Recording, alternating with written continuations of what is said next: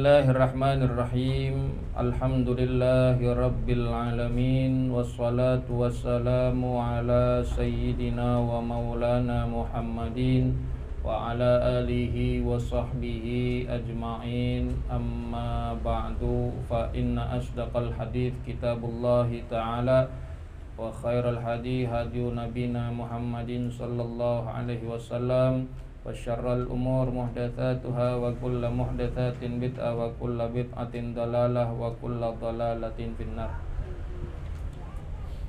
Jamaah ibu-ibu Majelis Ta'lim Maziyatun Nisa yang mulia dan dimuliakan oleh Allah Subhanahu wa taala. Kita lanjutkan pembahasan kitab Safinatun Najah. Sudah sampai pada pasal yaitu syurutus sihah. Bismillahirrahmanirrahim. Qala al-muallif rahimahullahu ta'ala wa daman naf'a bihi wa bi ulumihi fid dharaini amin. Qala radhiyallahu anhu faslun syurutus sihatihi arba'atu asya'a. Syurutu sihatihi, syarat-syarat sahnya puasa. Syarat-syarat sahnya puasa arba'atu asya'a, ada 4 perkara. Udah nemu, Bu? Ya, halaman 21.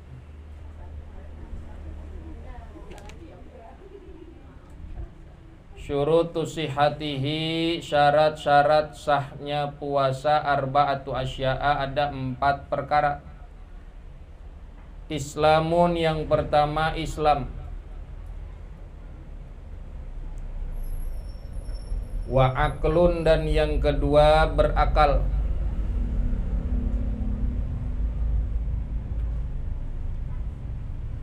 Wa naqa'un min nahwi haidin, dan yang ketiga wanaqaun, suci,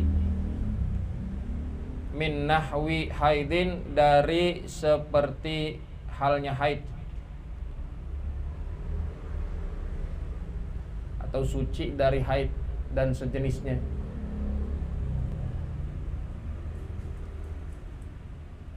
Wanaqaun, dan suci, min nahwi haidin, dari sejenis haid. Wa ilmun, yang keempat wa ilmun, dan mengetahui.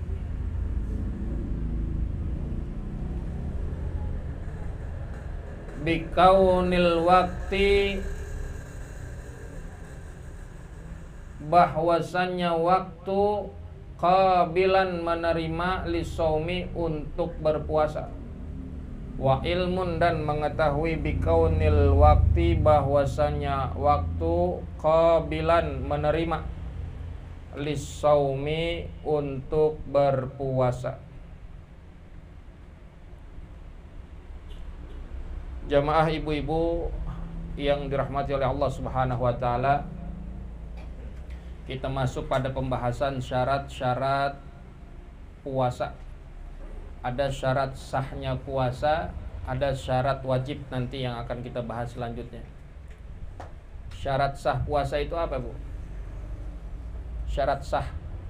Syarat sah itu yang dimaksud adalah syarat yang menentukan apakah puasanya itu sah atau tidak. Itulah yang dinamakan syarat sahnya puasa. Jadi syarat-syarat yang nanti akan dibahas itu adalah terkait keabsahan puasa yang dikerjakan. Sah atau tidaknya puasa seseorang itu tergantung ada syarat-syarat tadi yang menentukan. Puasa di sini adalah puasa sunnah maupun puasa wajib. Syurutus sihatihi, adapun syarat-syaratnya puasa atau syarat-syarat sahnya puasa itu arba'atu asya'a, ada 4 perkara. Jadi 4 hal yang menentukan atau 4 syarat yang menentukan sah atau tidaknya puasa seseorang. Yang pertama, Yang pertama Islamun, yaitu beragama Islam. Menentukan sahnya puasa itu adalah agamanya, yaitu beragama Islam.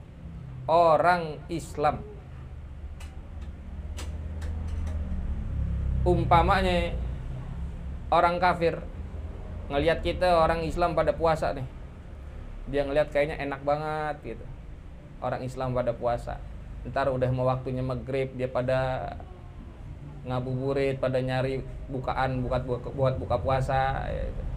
Orang kafir ngelihat begitu tuh seneng, akhirnya dia tergerak hatinya mau puasa, dia ikut puasa juga tuh, nggak makan nggak minum. Ntar giliran mau maghrib dia ikut-ikut nyari makan buat buka puasa. Sah atau enggak puasanya dia? Enggak. Kenapa?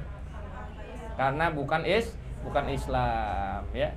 Jadi syarat yang pertama adalah Islam, atau dia orang yang beragama Islam. Tadinya dia Islam, kemudian dia keluar dari agama Islam. Itu disebut apa? Murtad. Sah nggak orang murtad berpuasa? Yang menentukan pertama adalah Islam. Biar kata dia sehat, dia kuat, dia bisa puasa, nggak makan, nggak minum, tapi kalau bukan Islam tetap tidak sah puasanya. Fala yasihu, tidak sah puasanya orang kafir. Kemudian yang kedua, wa aklun, dan berakal. Syarat sahnya puasa yang kedua adalah berakal.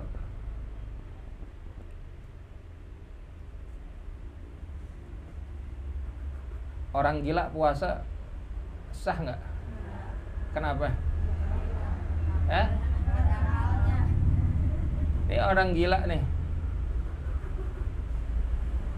dia nggak makan nggak minum, dibilang puasa nggak? Kenapa? Iya. Tapi ada nggak orang gila yang nggak makan nggak minum? Ada aja ya. Pokoknya gini batasannya, kalau yang dikit-dikit nyengir gitu tuh.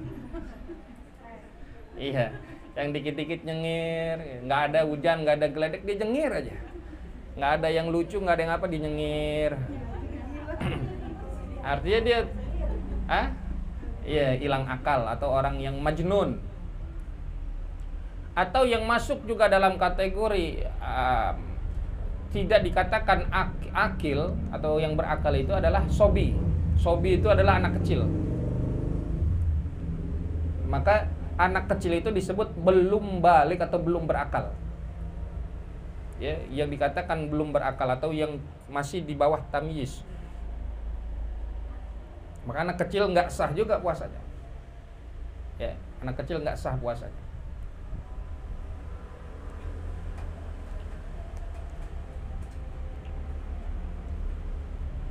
Tapi anak kecil boleh nggak puasa? Boleh aja buat belajar, ya. Iya. Tapi dihitung nggak puasanya sebagai pahala? Enggak. Sebab tidak sah juga puasanya, karena masih kecil, wasobi. Iya. Artinya yang berkaitan dengan akal itu ada yang hilang akal yang disebut orang gila, ada yang disebut belum berakal atau anak kecil. Wa naqaun min nahwi haidin. Kemudian yang ketiga, adapun syarat sahnya puasa adalah naqa, yaitu suci, min nahwi haidin, dari sejenis haid, menstruasi perempuan, apalagi yang sejenisnya, nifas, ya, ba'dal wiladah, setelah melahirkan.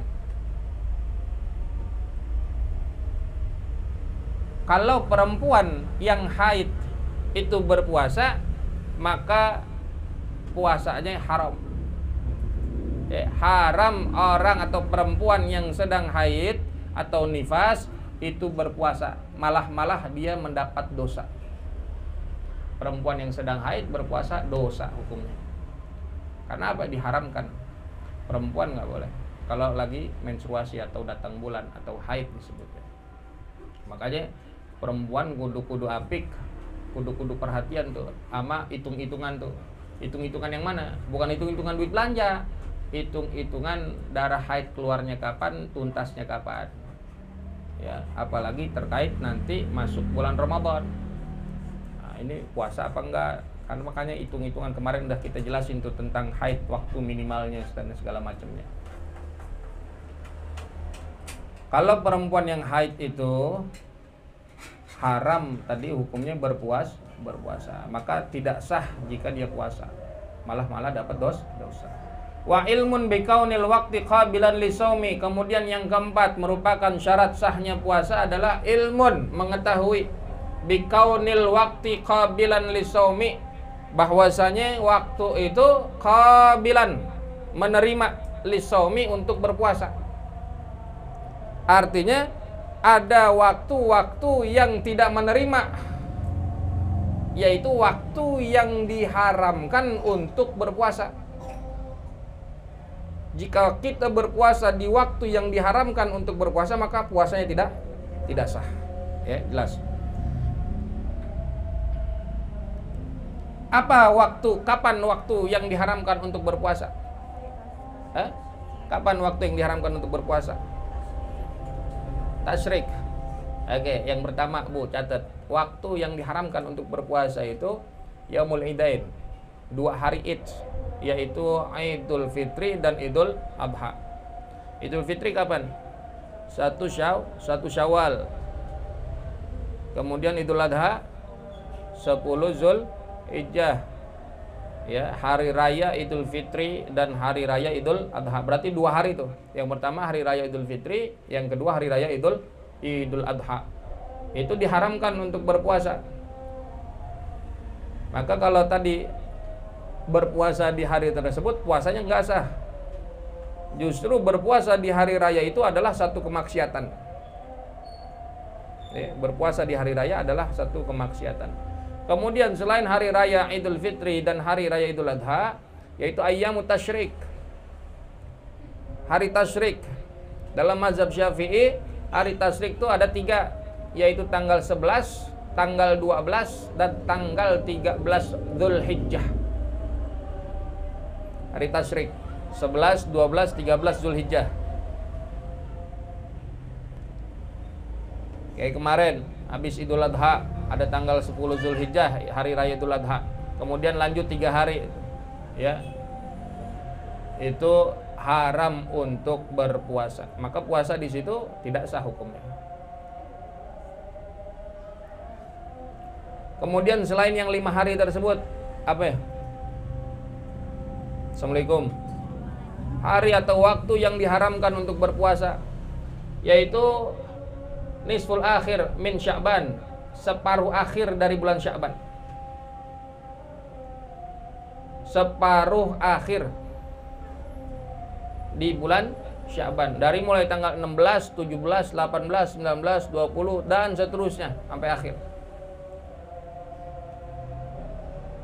Sebab dikatakan idan tasofa Sya'ban fala siyama hatta yakuna Ramadan. Kalau udah sampai pertengahan akhir bulan Ramadan, bulan Sya'ban, maka nggak ada puasa sampai Ramadan. Kecuali, nah ada kecualinya tuh. Kalau yang separuh akhir bulan Sya'ban ini ada pengecualian.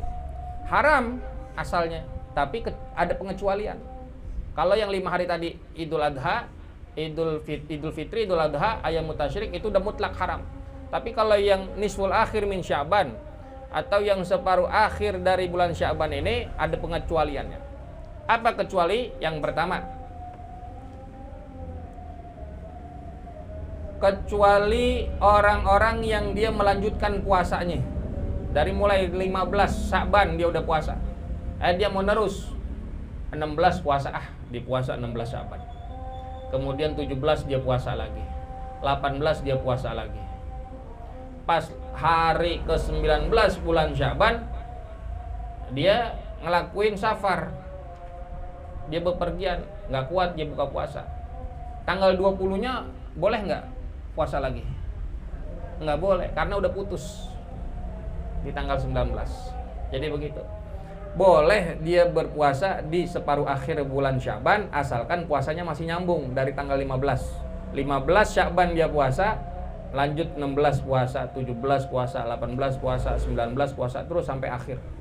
Kalau terputus maka tidak boleh dilanjutkan untuk puasanya.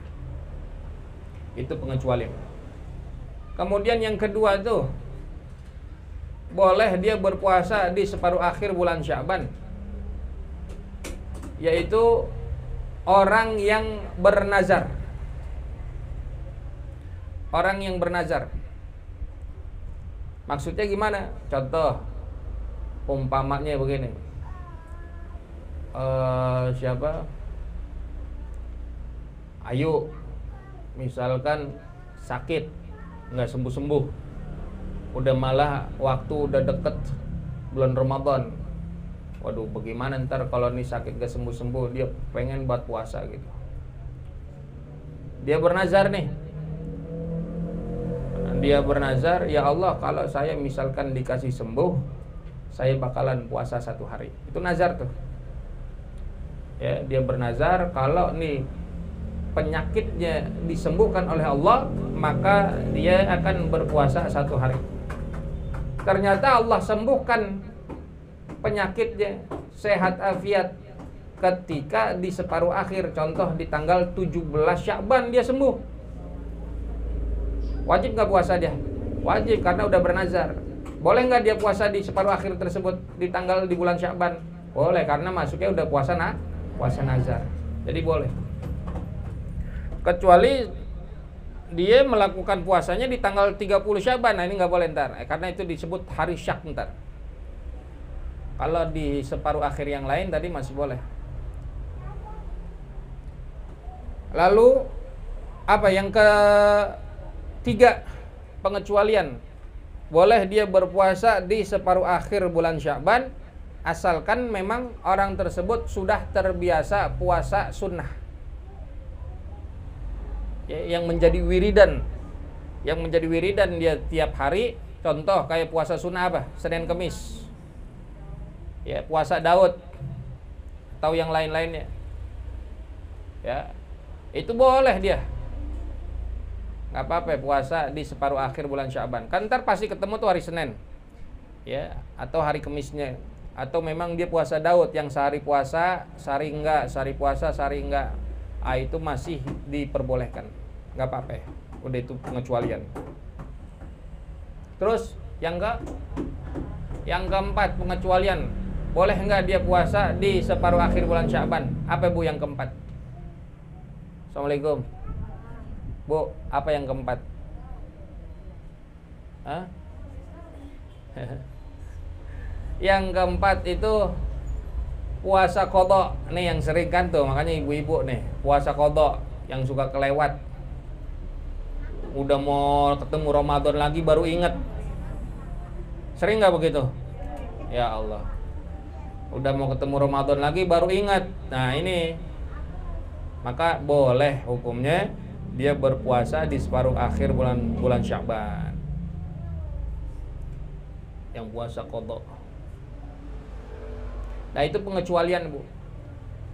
Pengecualian diperbolehkannya berpuasa di separuh akhir bulan Sya'ban. Kalau selain itu maka haram puasa di separuh akhir bulan Sya'ban. Kemudian dari yang selain tadi, hari Idul Fitri, Idul Adha, Ayyamut Tasyrik atau separuh akhir bulan Sya'ban, yaitu hari syak. Hari syak Bu. Yang berikutnya adalah hari syak. Apa itu hari syak? Yaitu hari ke-30 Sya'ban. Hari ke-30 Sya'ban. Tanggal 30 Sya'ban. Misalkan begini Bu. Assalamualaikum. Misalkan begini, udah ada nih perkiraan bahwa besok 1 Ramadan. Ini kita ada di tanggal 29 Sya'ban. Kita ada di tanggal 29 Sya'ban, udah ada perkiraan kira-kira besok itu udah masuk 1 Ramadan. Ternyata langit ketutup sama mendung tuh. Ya, langit ketutup sama mendung sehingga hilal tidak terlihat. Maka kan kudu disempurnakan Sya'ban itu 30 30 hari, maka puasa di hari atau di tanggal 30 itu nggak boleh hukumnya. Hukumnya haram. Itu disebut hari syak. Karena puasa di hari syak itu adalah maksiat disebutnya. Kalau nazar aja tadi nggak boleh kan tuh di tanggal 30. Kecuali emang dia di tanggal 30 Sya'ban di hari itu, contoh kita nggak ngeliat nih, tapi ada aja kan yang kemarin orang ngeliat, oh ternyata dia ngeliat tuh 30 Sya'ban, yang dia wajib puasa untuk dirinya sendiri. Kayak kemarin contoh kasusnya begitu. Dia lagi naik ke loteng ngeliat ada hilal, udah menandakan masuknya bulan Ramadan, maka dia berpuasa. Meskipun yang lain nggak, masih nganggap tanggal 30 Sya'ban. Yang dia wajib tuh puasa. Jangan kemudian ente haram puasa, nggak boleh puasa di tanggal 30 Sya'ban, nggak boleh. Nggak apa-apa, kan dia ngelihat dan dia nggak wajib memberitahu, ya. Dan dia nggak wajib, kenapa? Kemarin ada syarat-syaratnya, ada yang adil syahadah, ada yang adil riwayah. Itu Bu, yang termasuk daripada 4 syarat sahnya puasa, baik puasa sunnah maupun puasa wajib. Jadi ini syarat yang menentukan sah atau tidaknya puasa seseorang. Kemudian lanjut. Faslun syurutu wujubihi khamsatu asya'a. Syurutu wujubihi, adapun syarat-syarat wajibnya puasa.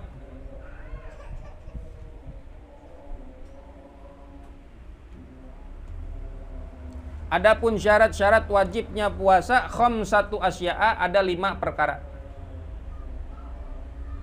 Ada 5 perkara. Yang pertama, Islamun, agama Islam. Yang kedua, wa taklifun, taklif.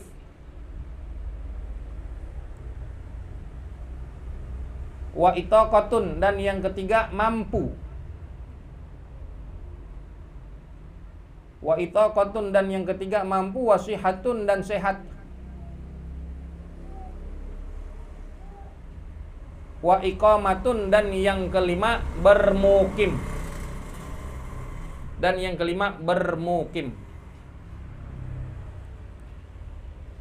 Kemudian dalam kitab ini dijelaskan adapun syarat-syarat wajibnya puasa. Nah, ini terkait puasa Ramadan. Apa yang dimaksud syarat wajibnya puasa? Yaitu syarat-syarat atau menjadi ketentuan bahwa seseorang itu wajib atau tidaknya berpuasa. Kalau ini menentukan wajib atau tidaknya orang berpuasa, disebut syarat-syarat wajibnya puasa. Kalau tadi syarat sah apa, Bu? Syarat yang menentukan sah atau tidaknya puasa seseorang. Kalau syarat-syarat wajib puasa, syarat yang menentukan wajib atau tidaknya orang itu berpuasa. Khamsatu asya, yaitu ada 5 perkara. Yang pertama, Islamun, agamanya Islam. Wajib gak orang Islam berpuasa Ramadan? Wajib. Ya. Orang kafir nggak wajib. Artinya selain Islam tidak wajib. Bahkan puasanya juga dihitung tidak sah tadi. Kalau orang Islam wajib kudu puasa. Wa taklifun, dan yang kedua taklif. Apa itu taklif?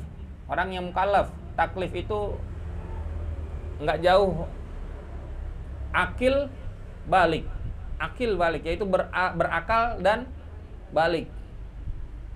Syaratnya tuh. Kalau kita udah bicara taklif, yaitu ngomongnya tentang balik dan tentang berakal.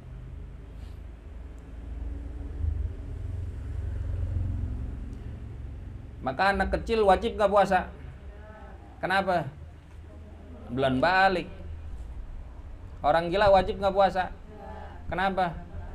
Iya, nggak hilang akal ya, akalnya hilang. Ada tadinya mah, hilang kemana? Ya, ada gila yang disengaja, ada yang gila nggak disengaja. Lain lagi tuh. Yang mau nyoba-nyoba gila ada. Ya gila itu ada yang disengaja, ada gila yang tidak disengaja. Dia udah tahu nih kalau ngelihat itu orang dia bakal depresi, stres, malah jadi gila.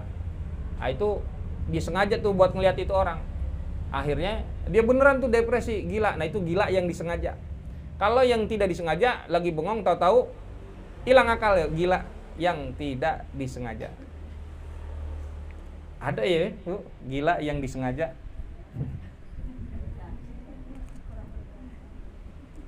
Mau jadi orang gila, Bu? Nggak wajib puasa itu.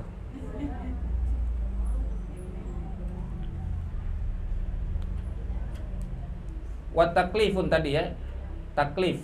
Jadi yang kita bicara terkait majnun, yaitu orang gila, wasobi dan dan anak kecil. Kemudian nanti kalau perkara qadha, fidyah atau orang yang wajib ganti puasanya itu nanti ada pembahasannya. Jadi dibatasin aja dulu. Wa itaqatun, dan mampu. Syarat wajib berikutnya adalah mampu. Mampu itu ada dua. Ada mampu secara fisik, ada mampu secara syariat.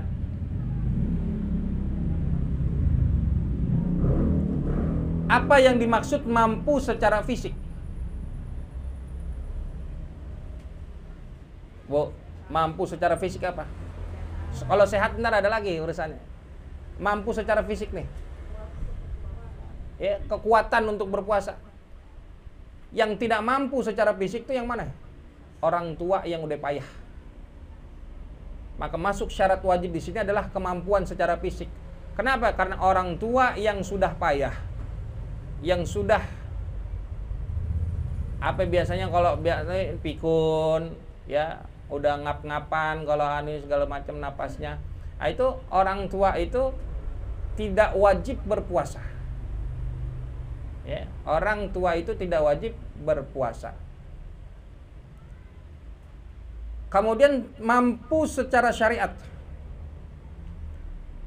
Yang dikatakan mampu secara syariat itu berarti dia suci daripada haid dan nifas.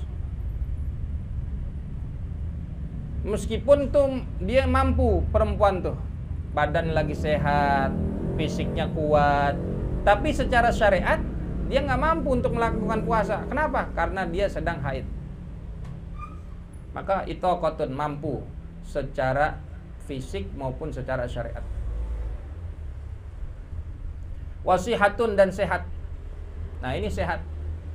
Orang sakit wajib nggak puasa berarti? Kalau kesandung batu kan sakit tuh.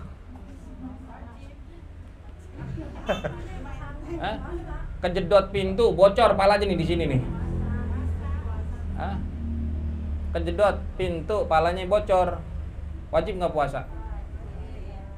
Kan sakit dia. Kalau sakitnya sakit hati gimana?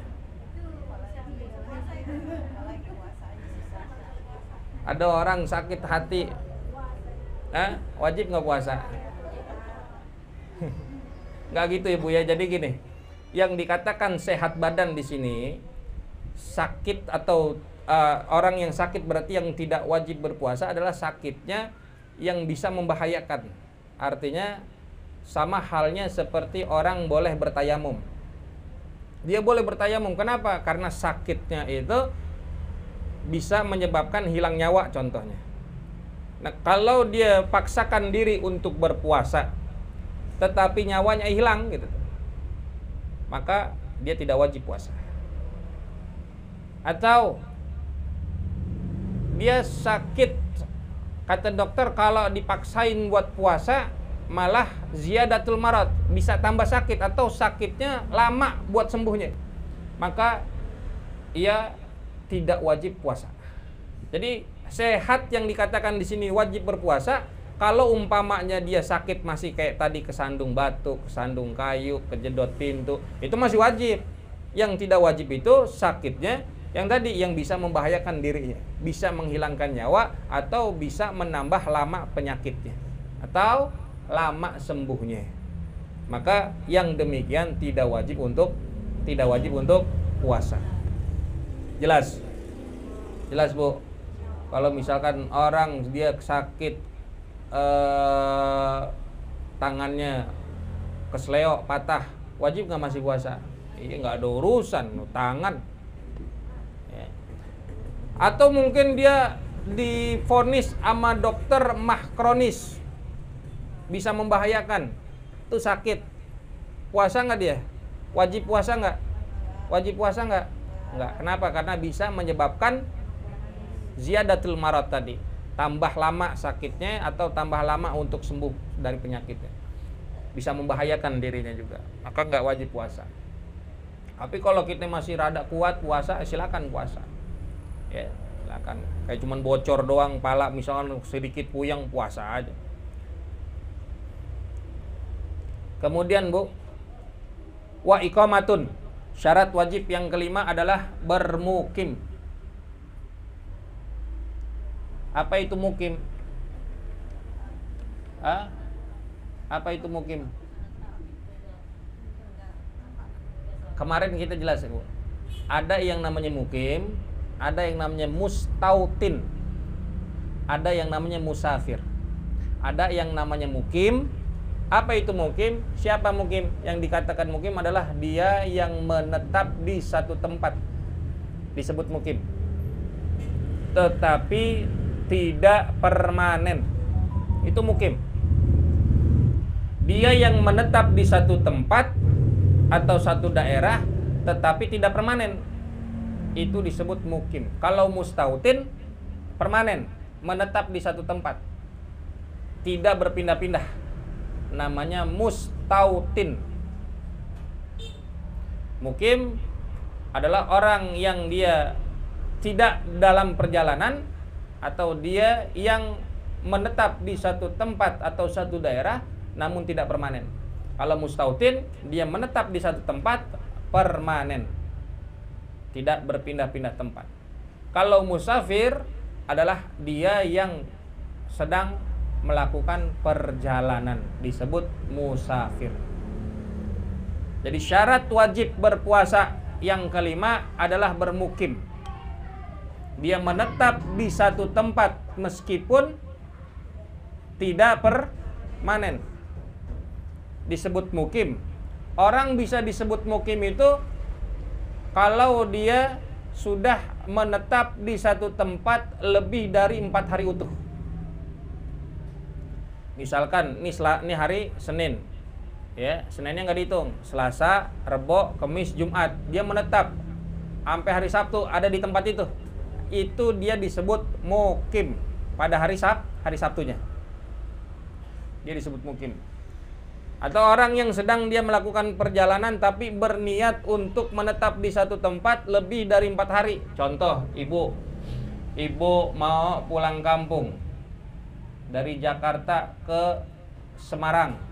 Contoh, dari Jakarta ke Semarang. Nah, ketika ibu berniat dari sini udah pengen netap di Semarang itu 5 hari atau seminggu, maka nyampe di Semarang ibu disebut mukim, bukan musafir, disebut mukim. Maka wajib nggak puasa? Wajib. Itu bedanya. Yang diperbolehkan untuk tidak puasa atau tidak wajib untuk puasa adalah musafir. Kalau mukim, mustautin wajib. Tapi kalau musafir nggak wajib. Siapa musafir? Yaitu orang yang sedang melakukan perjalanan. Perjalanan itu ada panjang, ada pendek. Ada safar qosir, ada safar tawil. Safar qosir itu berarti perjalanan pendek terkait jarak tempuhnya. Kalau safar qosir, bedanya Bu sama safar tawil.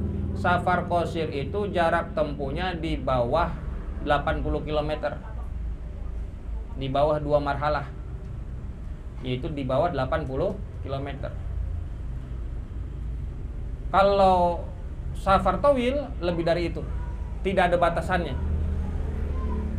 Maka yang boleh meninggalkan atau boleh tidak berpuasa, artinya tidak wajib, tidak ada kewajiban bagi dirinya untuk berpuasa orang yang melakukan safar tawil. Musafir, orang yang melakukan safar tawil yang lebih dari 2 marhalah. 2 marhalah atau lebih, dari 80 km sampai 90 km. Ada yang mengatakan 82, perkiraan 83 km. Atau lebih dari itu. Maka itu disebut musafir. Dan dia boleh meninggalkan puasa. Boleh meninggalkan puasa, artinya tidak ada kewajiban bagi dirinya untuk puasa. Nggak wajib musafir, Bu. Contoh ibu pulang kampung tadi ke Semarang, musafir tuh namanya. Boleh nggak ninggalin puasa? Wajib nggak puasa? Asalkan syaratnya, Bu. Nih perhatiin, ada syaratnya, Bu. Musafir tuh boleh dia meninggalkan atau tidak ada kewajiban untuknya berpuasa, asalkan perjalanannya dimulai di saat sebelum masuk waktu fajar, atau di saat dia bukan lagi mukim. Contoh, ibu berpuasa, ibu melakukan perjalanan ke Semarang mulai dari Jakarta itu jam 8 pagi berangkatnya. Maka di perjalanan ibu mesti wajib berpuasa, nggak boleh buka. Kenapa? Karena berangkatnya lewat dari waktu subuh. Nggak ada hitungan boleh ninggalin puasa tuh. Nggak boleh, Bu. Syaratnya tadi, dimulai perjalanannya itu, ibu jadi gini. Ibu lepas dari daerah sini, artinya lepas dari Jakarta di waktu subuh. Misalkan udah nyampe Subang atau nyampe mana, subuh ibu udah di sana. Itu boleh ninggalin puasa. Ibu jalan dari sini jam 2 atau jam 3. Yang waktunya belum fajar, waktunya belum subuh. Lakuin tuh perjalanan. Pulang kampung ke Tegal atau ke Semarang atau ke Surabaya atau ke Lampung atau kemana. Liwat daripada waktu subuh, ibu udah lagi nggak di daerah Jakarta, maka ibu boleh ninggalin puasa. Jelas? Kalau ibu melakukan perjalanannya itu diliwat atau setelah waktu fajar, setelah waktu subuh, maka ibu dihitung masih mukim. Ibu dihitungnya masih ada di Jakarta. Maka syarat wajib puasa yaitu mukim, dan ibu memulai puasa masih saat jadi orang mukim. Jelas? Waktu subuh ibu lagi di mana? Masih di Jakarta, berarti masih mukim. Ngelakuin perjalanan dah tuh. Biar kata jam 6 jalannya. Atau jam 7. Atau habis subuh dah ntar pulang kampung. Lah ibu nggak boleh tuh nggak puasa. Kudu wajib masih puasa. Kalau dari rumah atau dari Jakarta ini mau pulang kampung atau sebaliknya dari kampung mau ke Jakarta, ibu sebelum masuk waktu fajar boleh ninggalin puasa. Jelas? Hah? Biar katanya perjalanan cuma sejam naik pesawat, tetap boleh, Bu. Misalkan jam 4, misalkan ibu berangkat setengah 5 udah masuk subuh belum? Oh udah, berarti jam 4 misalkan ibu berangkat jam 4, naik pesawat tuh jam 4, setengah 5 subuh.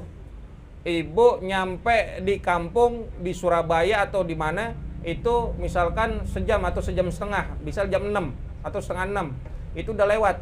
Berarti ibu boleh ninggalin puasa karena dihitung musafir yang boleh meninggalkan puasa. Tapi kalau misalkan ibu berangkatnya habis subuh, ya nggak bisa ninggalin puasa, nggak boleh. Wajib masih tuh, masih wajib puasa. Tuh ada syarat-syaratnya, Bu, dipikir juga. Nggak mesti kan saya musafir, Ustaz. Ya, ada lagi yang dia udah lebih dari 4 hari masih aja dibilang musafir kagak puasa. Nggak bisa, lebih dari 4 hari udah disebut mukim. Apalagi yang dia pulang kampung 2 minggu, ntar habis lebaran baru balik kemari. Wajib puasa di sono, nggak disebut musafir. Kenapa? Lah udah ada niatan. Udah ada niatan dari Jakarta, udah niatan lebih dari 4 hari kan tuh untuk di sono menetap. Maka wajib puasa. Jelas tuh ya, Bu? Jelas. Alhamdulillah. Jadi orang-orang yang tidak wajib berpuasa. Artinya boleh meninggalkan puasa. Ada 9 orang. Yang pertama anak kecil tadi. Oke, anak kecil. Kenapa? Karena anak kecil masuknya belum taklif tadi tuh, belum balik. Maka anak kecil boleh meninggalkan puasa atau tidak wajib berpuasa. Kemudian yang sederajat dengan anak kecil. Kalau anak kecil belum berakal, belum balik, maka yang hilang akalnya orang gila tidak wajib untuk puasa. Yang kedua berarti orang gila, anak kecil orang gila. Kemudian yang ketiga yang tidak wajib puasa adalah yang bukan sehat, artinya orang yang sakit. Orang sakit ini tidak wajib berpuasa. Yang sederajat dengan orang sakit, orang tua.